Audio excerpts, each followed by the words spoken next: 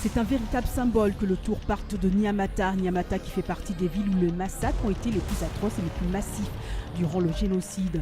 Mais aujourd'hui, on parle de fête, celle de l'étape 5, à un peu plus de la mi-parcours du Tour.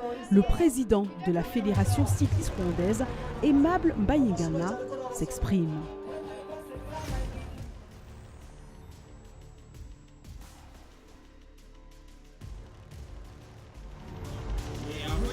C'est donc parti pour 93 km 300 de course avec un Areouya en jaune et son coéquipier Mekele Yob à 38 secondes au général.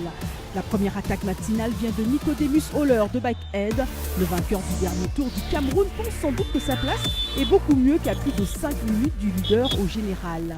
Il ne reste pas seul longtemps puisqu'il est rejoint par 3 autres coureurs dans une étape pleine de descentes. Derrière, l'équipe du leader mène le peloton et contrôle à distance les échappés. Le groupe de tête est pris en chasse par 2 autres coureurs, l'Algérien Lagab et l'Érythréen Tsegay. Les 2 poursuivants font la jonction, ils sont désormais 6 devant.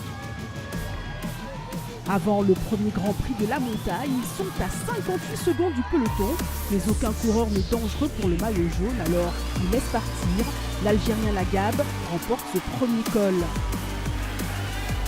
À l'entrée de Kigali, c'est un sommet pavé qui attend nos coureurs, avec toujours autant de monde sur les bords de route, heureux de participer à ce spectacle.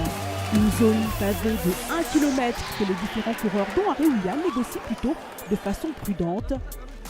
Ce qui n'empêche pas une chute à l'arrière, avec à l'intérieur 2 Érythréens. Décidément, après la chute de leur leader Okuba Mariam il y a quelques jours, manque de bol pour les hommes de Asmara qui repartent, ainsi que le Mauricien Yannick Lincoln.